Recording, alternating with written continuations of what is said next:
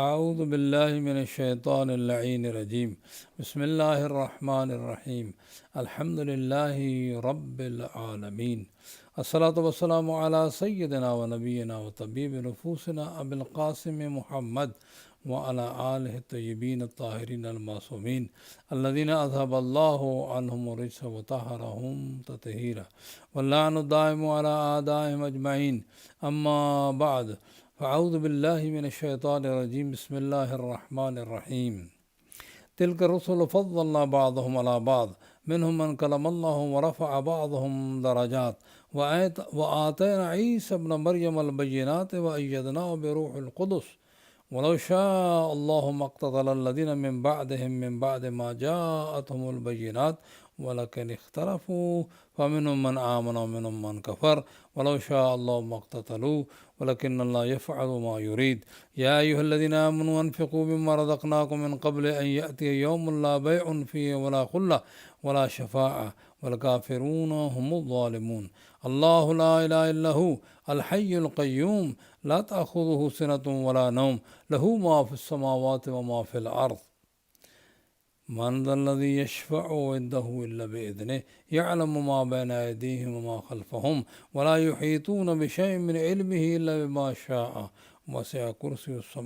وسع كرسي السماوات والأرض ولا يؤوده حفظهما وهو العلي العظيم لا إكراه في الدين قد تبين الرشد من الغي فمن يكفر بالطاغوت ويؤمن بالله فقد استمسك بالعروة الوثقى لا انفصام لها والله سميع العليم الله ولي الذين آمنوا يخرجهم من الظلمات إلى النور والذين كفروا أولياءهم الطاغوت يخرجونهم من النور إلى الظلمات أولئك أصحاب النار هم فيها خالدون صدق اللہ مولانا العظیم وصدق رسولنا الکریم ونحن علی ذلک من الشاہدین والشاکرین والحمد للہ رب العالمین۔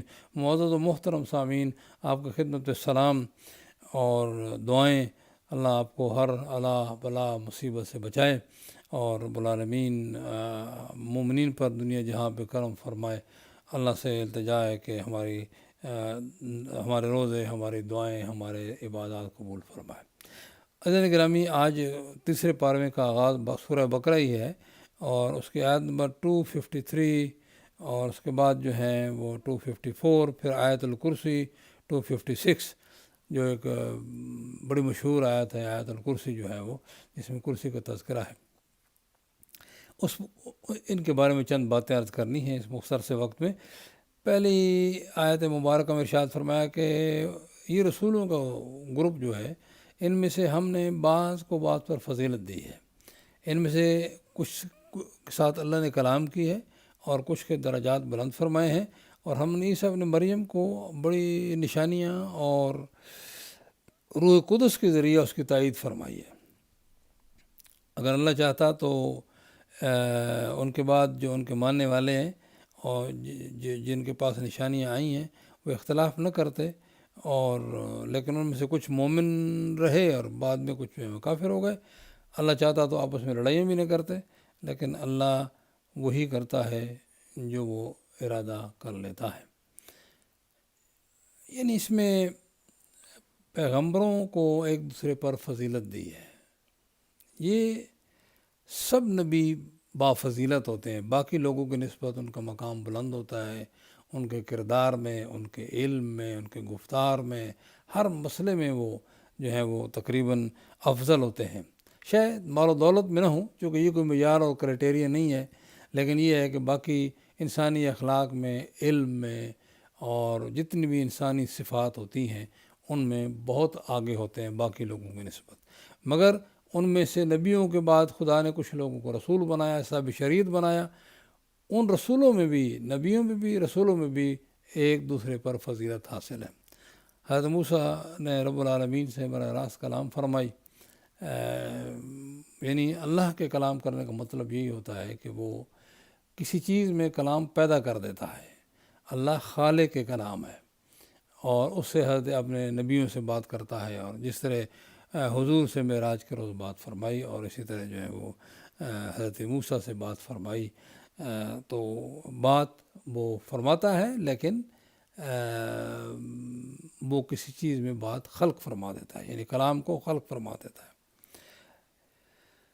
اس کو بات کرنے کا وہ انداز نہیں جو ہمارا ہے، یعنی ہوا، زبان، منہ سارا اس میں جو ہے نا وہ اس طرح کوئی سوچے نہیں، بہر وہ کلام فرماتا ہے لیکن کلام کو خلق فرماتا ہے، کلام اس کی مخلوق ہوتی ہے، جس طرح قرآن مجید خلق فرمائی اللہ سبحانہ و تعالیٰ نے، اور یہ بعض لوگوں کا خیال ہے کہ یہ ابدی اور ازلی ہے، نہیں، یہ مخلوق ہے۔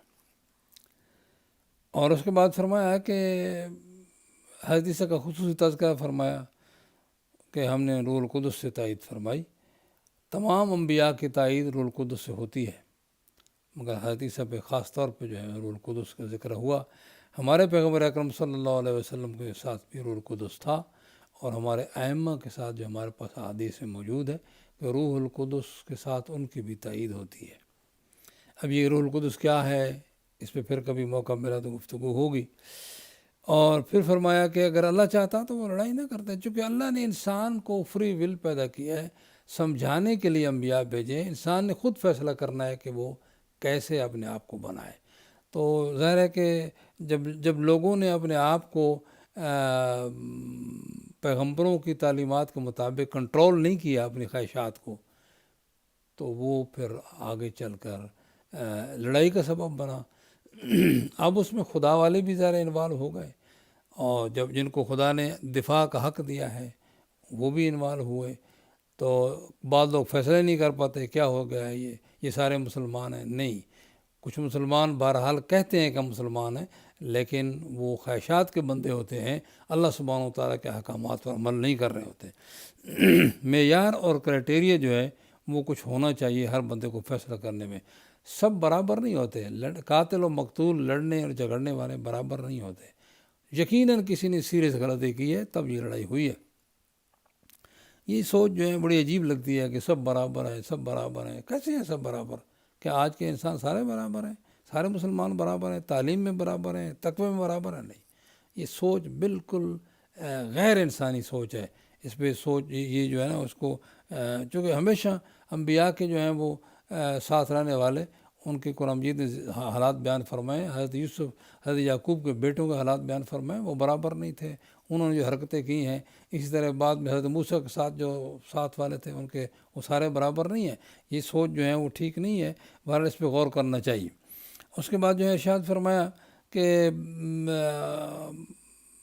اے مومنو، تم خرچ کرو جو ہم نے تمہیں رزق دیا ہے، اس سے پہلے کہ وہ دن آ جائے جس دن کوئی خرید و فروخت کام نہیں آتی، کوئی دوستی کام نہیں آتی، کوئی سفارش کام نہیں آتی، اور کافر جو ہیں وہی ظالم ہے۔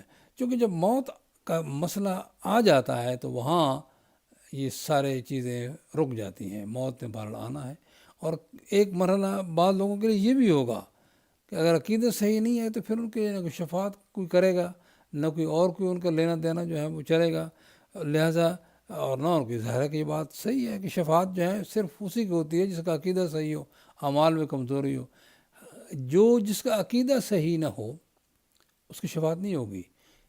عقیدہ صحیح کر کے ہم نے جانا ہے، اعمال کی کمزوری اپ ڈاؤن جو ہے اس میں، چونکہ قرآن مجید نے یہ آئے گا آگے بھی اور پہلے بھی آ چکا ہے کہ اعلان کر رکھا ہے کہ میں شرک کو معاف نہیں کروں گا۔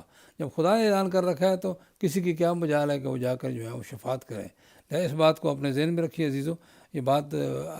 اور عقیدے کو درست کرنا دلائل کے ذریعہ، خود قرآن کا کام یہی ہے کہ عقیدے کو درست فرمائے، خصوصاً توحید کے بارے میں، تاکہ کہیں شرک کا پہلو نظر نہ آئے۔ یہ بات بہت ضروری ہے، بہت ضروری ہے، اس پہ پلیز غور کیجیے گا۔ جب رب العالمین نے اعلان کر رکھا ہے تو کسی نبی اور امام کو جرأت نہیں ہے کہ خدا کے سامنے جا کر شفاعت کریں۔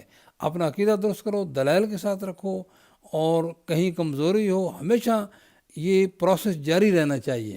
کبھی کبھی انسان جو ہے وہ کمزوری آ جاتی ہے کسی کی بات سن کر، کوئی اور بات، لیکن اس کو مسلسل صاحبان علم سے استفادہ کرنا چاہیے کہ وہ جو اللہ سے ڈرتے ہیں، اور قرآن سے بالخصوص جس سے بات کرو کہو قرآن سے بتاؤ، اور ائمہ کے فرامین جو مستند ہوں ان سے بتاؤ۔ نہیں یہ ہے کہ خوابوں کے ذریعہ یا فلاں کو خواب آ گئی، فلاں کو خواب میں یہ کہا گیا، یہ بات جو ہے وہ اتنی مفید نہیں رہے گی۔ عزیزان گرامی، آگے چلتے ہیں۔ یہ بڑی مشہور معروف آیت ہے، آیت الکرسی۔ یہ دو چیزیں قرآن مجید میں دو، ایک سورہ اخلاص ہے جس کو سورہ توحید بھی کہتے ہیں، اور دوسری یہ آیت ہے جس میں مکمل توحید کے بارے میں بیان کیا گیا ہے، وہ العلی العظیم تک رب العالمین نے اپنا تعارف کرایا ہے۔ اور اس کے بیک گراؤنڈ میں مولانا فرمان علی صاحب کے قرآن مجید کے حاشیے پر اس کے ساتھ لکھا ہوا کہ ریزن یہ بنی کہ کچھ لوگ جو حضرت موسیٰ کو لوگ تنگی کرتے تھے، خدا کو دکھا دے فلاں کر دے، تو کچھ لوگوں نے کہا کہ اے موسیٰ بتاؤ کہ کیا آپ کے خدا کو نیند یا اونگ آتی ہے؟ حضرت موسیٰ نے سوال کر دیا، چونکہ کلیم اللہ تھے، یا اللہ تجھے نیند اور اونگ آتی ہے؟ اس کے بعد اللہ نے فرمایا موسیٰ اپنے دونوں ہاتھوں پہ جو ہے، یہ حضور سے حدیث روایت ہے، حدیث حضور کی ہے، کسی امام کی نہیں، اور حضرت موسیٰ کے ہاتھوں پر وہ پانی کے جو گلاس تھے وہ رکھ دیے گئے، یا جو بھی تھا وہ ہاتھوں میں رکھ دیا گیا، اور کہا کہ سونا نہیں ہے، اور حضرت موسیٰ کو حکم ہوا کہ سونا نہیں ہے۔ حضرت موسیٰ نے کوشش کی، دن گزرا، رات گزری، تو میرے خیال میں پہلی رات میں جو ہے وہ ناک ڈاؤن ہو گئے، اور یا دوسرے دن کہ ان کے نیند آئی، اونگ آئی، اور دونوں جو ہیں وہ گلاس آپس میں ٹکرائے اور ٹوٹ گئے۔ اور پھر فرمایا کہ موسیٰ اگر مجھے بھی اونگ اور نیند آتی تو پھر میں اس کائنات کو کیسے سنبھالتا، ہر لمحے ہر لحظہ اس کا خیال کرنا پڑتا ہے۔ ایک تو یہ بات ہے، اس کا مطلب جس کو اونگ اور نیند آتی ہو وہ کائنات کو نہیں چلا سکتا، کائنات کا کنٹرول نہیں کر سکتا، وہی ذات ہے جس کو اونگ اور نیند بھی نہیں آتی۔ اس لیے ایک بڑی اہم سورہ، بڑی اہم آیت ہے، اور اس کے فضائل میں بڑی حدیث ہے کہ جو آدمی آیت الکرسی پاک رسول نے فرمایا کہ ہر نماز کے بعد پڑھتا ہے، ایک ہی دفعہ پڑھے، ہر نماز کے بعد پڑھتا ہے، وہ آدمی اور جنت میں صرف اس کی موت حائل ہے، بس موت آئی وہ جنت میں۔ اللہ اکبر، بڑی زبردست بات ہے۔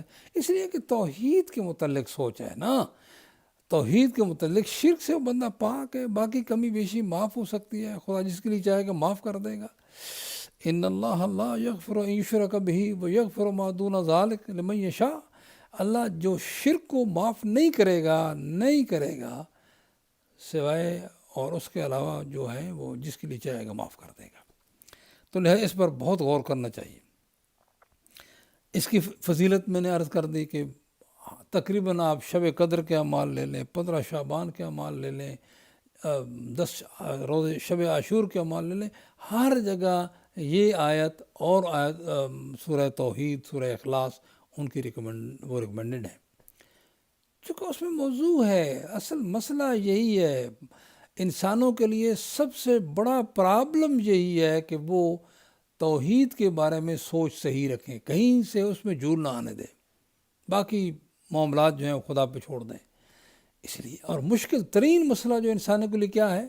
روٹی کپڑا اور مکان نہیں ہے، مشکل ترین مسئلہ انسانوں کے لیے یہ ہے کہ ایک محدود لمیٹڈ مائنڈ، صلاحیتوں والا ایک محدود ذہن لامحدود ذات کے بارے میں کیسے سوچے۔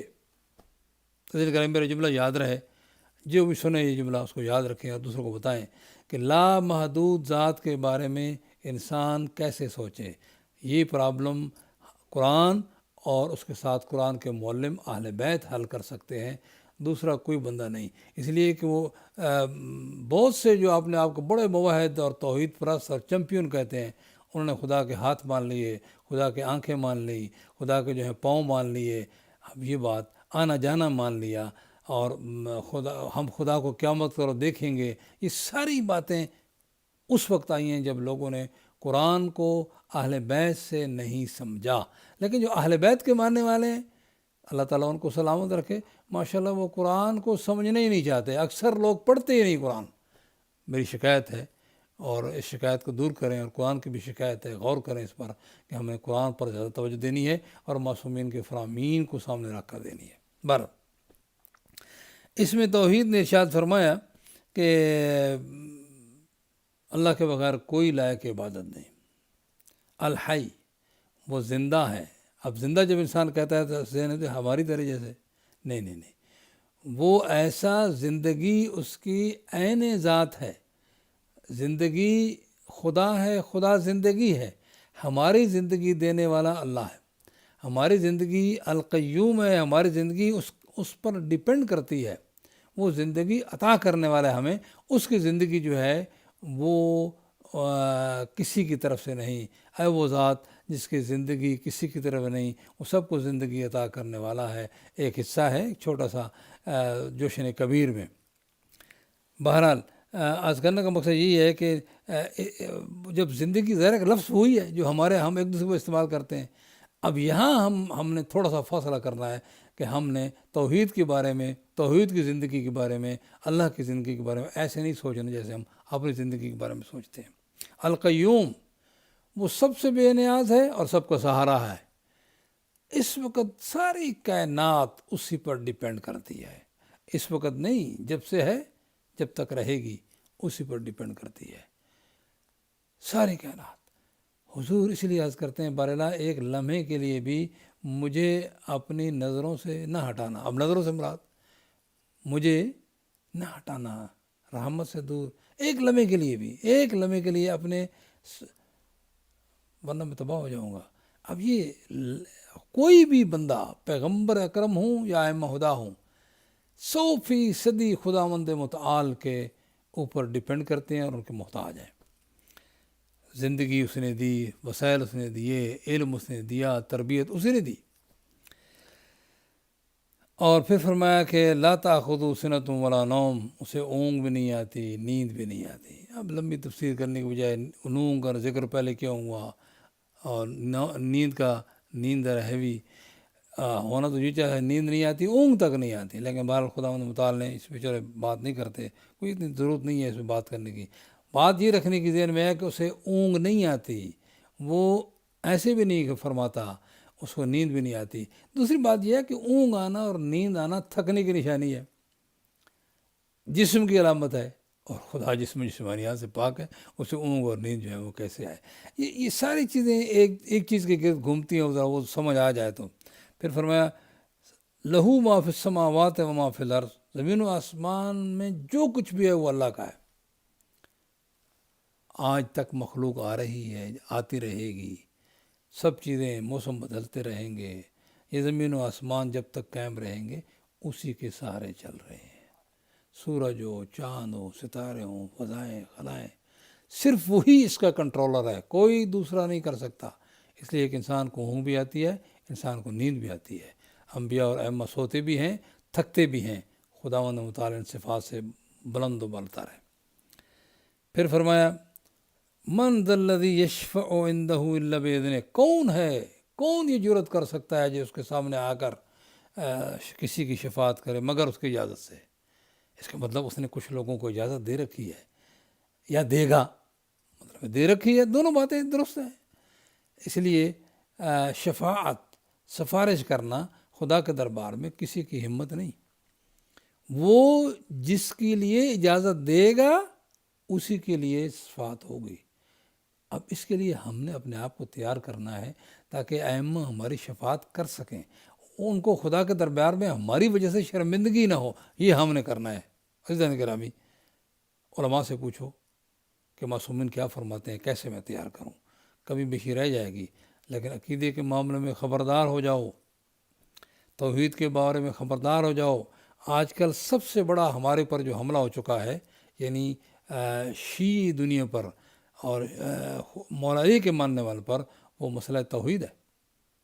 اس میں اس قدر، میں ایک جگہ جا رہا تھا، میں نے ایک آدمی نوح لگایا، توحید 2 بار قتل ہوئی، ایک مسجد میں، ایک مقتل میں، یا پتہ کیسے کوئی نوح تھا۔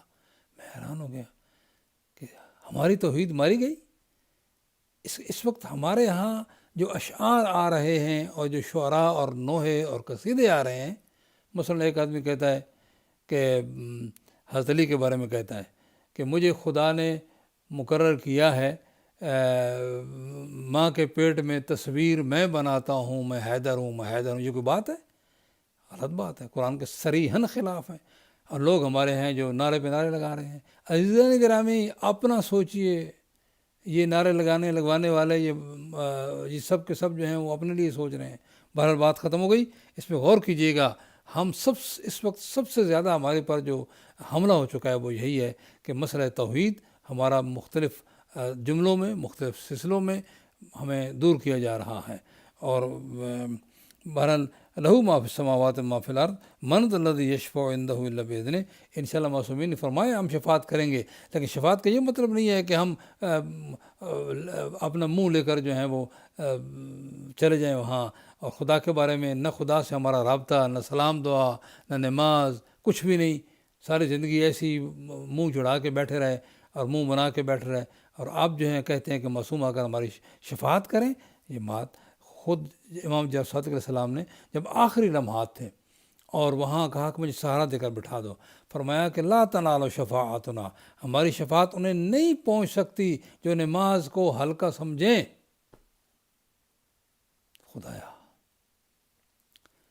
خدایا ہماری مدد کرنا، ہم تو گناہ گار ہیں، نماز پڑھنے والے بھی گناہ گار ہیں، پتہ نہیں نماز کے حد تک ہم کیسے کی.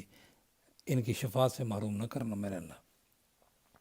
بہرحال یعلم ما بین ایدیہم وما خلفہم، اس کو علم ہے، وہی ہے ذات جس کو علم ہے کہ یہاں جو آیا ہے اس سے پہلے بھی اس کے بعد میں بھی.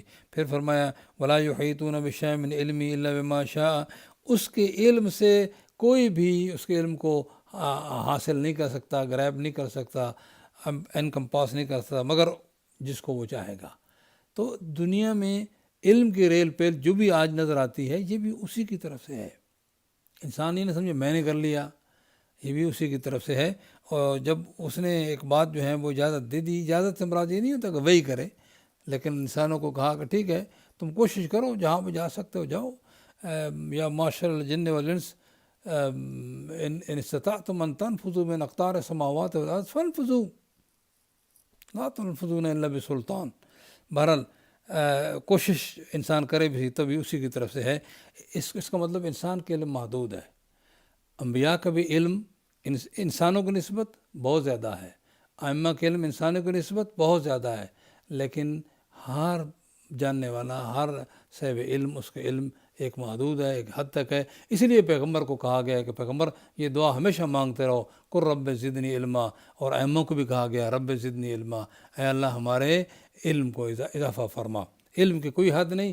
علم ایک ایسی صفت ہے اللہ کی جو عین ذات ہے، یعنی علم خدا ہے، ظاہر ہے کہ لا محدود ہے، لہذا انسان کا علم ہمیشہ محدود ہے، لا محدود نہیں ہوتا. پھر فرمایا وسع کرسی السماوات والارض، اس کی کرسی زمین و آسمان سے زیادہ وسیع ہے. اس کا یہ مطلب نہیں ہے کہ وہ کرسی پہ بیٹھا ہوتا ہے، یہ کرسی میٹافوریکل ورڈ ہے، اور اس سے جو ہے نا کہ اللہ کی حکومت جو ہے وہ وسیع ہے زمین و آسمان سے. ہمیں تو زمین و آسمان کا ہی پتہ ہے، اس سے آگے بھی اور جہاں بھی ہیں. تو وہ جو کچھ بھی ہے اس کائنات میں اللہ کی حکومت جو ہے وہ. بہرحال فرمایا ولا یعودو حفظہما، پھر وہی بات اونگ اور نیند، اور اس کو ان دونوں کی حفاظت کرنا تھکاتا نہیں، وہ نہیں تھکتا. جسم کی صفات میں سے تھکنا، کیا زبردست جملے ہیں معصومین کے کہ اس کو تھوڑا سا آگے چلاتے ہیں. ولا یعودو حفظہما وہو العلی العظیم، وہ علی ہے، وہ عظیم ہے، عظمتوں والا ہے، بلند و برتر ہے.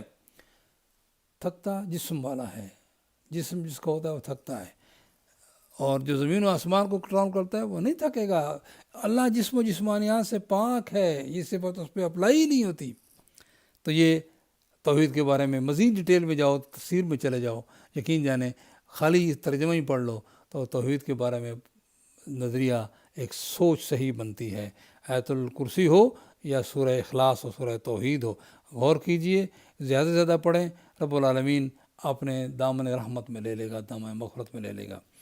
لا اکراہ فی الدین، دین میں جبر نہیں ہے. قد تبین الرشد من الغی، ہدایت گمراہی سے جو ہے واضح ہو چکی ہے، اور دین میں کوئی جبر نہیں ہے. یہ اسٹیٹ پالیسی ہے اللہ سبحانہ و تعالیٰ کی، جو اسٹیٹ پالیسی ہے، یعنی جو ان کی حکومت، اللہ کی حکومت کی پالیسی وہ یہ ہے، کسی کو مجبور نہیں کرو. مجھے کوئی مانتا ہے تو نہ مانے، صرف سمجھاؤ. اگر کسی کو مجبور کرنا ہوتا تو شیطان کو کر دیتا، شیطان کو نہیں کیا. یہ ایک سوچ ہے. اللہ کی جو پالیسی ہے وہ یہ ہے. تو اللہ کے جو نمائندے ہوتے ہیں وہ بھی کسی کو مجبور نہیں کرتے، وہ بھی کسی کو مجبور نہیں کرتے کہ تم مجھے مان لو. نبی مان لو، امام مان لو۔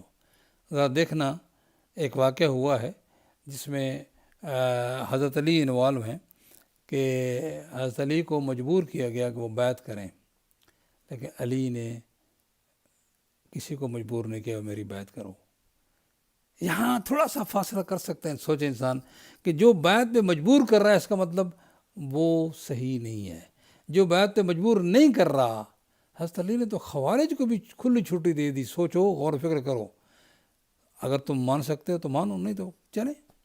اس پہ نہیں مارا، سامنے حضرت علی کے سامنے خوارج نے کہا آپ نے یا علی آپ نے کفر کیا ہے، لیکن حضرت علی نے کہا کوئی نہیں، ان کو کہنے دو، سمجھاؤ ان کو۔ یعنی کہنے کا مقصد یہی ہے کہ مجبور کرنے والا جو کسی کو مجبور کرے کہ میری بیعت کرو یا مجھے ووٹ دو، وہ آدمی حق پہ نہیں ہوتا۔ اس لیے ذرا سوچ لیجئے اس بات پہ، یہ خدا کی پالیسی نہیں ہے، خدا کے نمائندوں کو پالیسی پہ نہیں ہوتی۔ قد تبین الرشد من الغی، اور ہدایت اور گمراہی واضح ہو چکی ہیں۔ پھر فرمایا فمن یکفر بالطاغوت، جو طاغوت کا انکار کرے، طاغوت بت، غلط حکمران، ناجائز حکمران، ان کا انکار کر دے، اور یوم باللہ، اللہ پر ایمان لے آئے، اس بندے نے فقد استمسک بالعروۃ الوثقی، اور اس نے بڑی مضبوط رسی کو تھام لیا ہے، لا انفصام لہا، جو بالکل نہیں ٹوٹے گی، واللہ سمیع علیم، اللہ سمیع ہے اور علیم ہے۔ میں بس جلدی میں جو آخری حصہ ہے، چونکہ آیت الکرسی ہمارا ریکمینڈڈ ہے خالدون تک پڑھی جائے، اور خصوصاً نماز جو ہوتی ہے نا میت، اس میں رات پڑھی جاتی ہے، بہرحال اس میں خالدون تک پڑھی جائے، نماز وحشت کہتے ہیں اس کا، نماز وحشت۔ تو فرمایا اللہ ولی الذین آمنوا، اللہ ان جو مومن ہے ان کا ولی ہے، ان کو ظلمات سے نکال کر نور کی طرف لے آتا ہے، اور وہ جو والذین کفروا، جو کافر ہیں، ان کے دوست و طاغوت ہیں، ان کو نور سے نکال کر ظلمات کی طرف لے جاتے ہیں۔ اللہ اولئک اصحاب النار، یہی جہنم والے ہیں اور اس میں ہمیشہ رہیں گے۔ اس میں ایک نقطہ بس بیان کرنا ہے کہ یہ جو کون یہ کافر ہے کہ جو نور میں تھا اور پھر اب اس کے ساتھی ان کو لے جا رہے ہیں ظلمات کی طرف، یہ سمجھنے والی بات ہے۔ یہ منافق ہیں، اسلام کے دعویٰ کر رہے ہیں، مسلمانوں کے اندر ہیں، اور پھر ان کو جو ہیں ان کے دوست ہیں وہ اسلام سے نکال رہے ہیں ان کو۔ یعنی بے شک اسلام میں رہیں لیکن سوچ ان کی اسلام کے بیسک چیزوں کے خلاف ہو گئی، تو ظاہر ہے کہ وہ کسی صورت میں مثلاً وہ کہہ دیں کہ پیغمبر کا دماغ درست نہیں، غلط بات ہے، قرآن کے خلاف ہے۔ سورہ نون والقلم، سورہ قلم جو ہے وہ پیغمبر کے مجنون نہ ہونے پر، یعنی پیغمبر کا دماغ کبھی خراب نہیں ہوگا، تو اس پر جو ہے وہ بالکل مور ہے۔ لیکن بعض لوگ جو ہیں وہ پیغمبر کو مجنون کہہ رہے ہیں، یا کوئی ہمارا کہتے ہیں ہم مسلمان بھی ہیں۔ یہ چیزیں ایسی ہیں کہ جن پر غور کرنے کی ضرورت ہے۔ عزیزان گرامی، اللہ سبحانہ و تعالیٰ جو ہے بہرحال مومنوں کا دوست ہے۔ جتنی ان کے جو ہیں وہ تعلیمات میں کمزوریاں ہیں، ظلمات ہیں، ان کو نکال کر نور کی طرف لے آتا ہے، اور جو کافر ہیں ان کے دوست طاغوت ہیں جو ان کو نکال کر جو ہیں وہ نور سے نکال کر ظلمات کی طرف لے آتے ہیں۔ اس سے مراد چھٹے امام جعفر صادق صاحب فرماتے ہیں یہ منافقین ہیں۔ یہ نور میں، کافر کہاں نور میں ہوتا ہے کہ اس کو پھر جو ہے وہ ظلمات کی طرف لے جایا جاتا ہے۔ یہ منافقین ہیں جو کلمہ پڑھ چکے ہیں، اسلام کو دیکھ رہے ہیں، لیکن پھر بھی اپنے مائنڈ کو درست نہیں کیا اور وہ اپنی شرارتوں میں لگے ہوئے ہیں۔ تو بہرحال یہ بات یہاں پہ ختم ہوئی۔ آیت الکرسی کی تلاوت کیجئے، بار بار کیجئے، ہر نماز کے بعد کیجئے، اور صرف ایک بات یاد رکھیے کہ کیا زبردست مسئلہ ہے اس میں کہ ہر نماز کے بعد، اس کا مطلب آپ نماز پڑھیں گے تو آیت الکرسی پڑھیں گے نا، تو جنت دور نہیں ہوگی۔ اللہ تعالی ہمیں توحید کو سمجھنے کی توفیق عطا فرمائے، اور معصومین سے سمجھنے کی توفیق عنایت فرمائے، اور کوئی ایسی بات نہ کہیں، نہ سوچیں جو معصومین کی تعلیمات کے خلاف ہو۔ انشاءاللہ پھر بھی اس میں گفتگو ہوتی رہے گی۔ اللہ آپ کی مدد کرے، میری مدد کرے، اللہ راست پہ رکھے، اور بلیات سے آپ کو محفوظ فرمائے، ہمیں بھی اللہ محفوظ فرمائے۔ والسلام علیکم ورحمۃ اللہ وبرکاتہ۔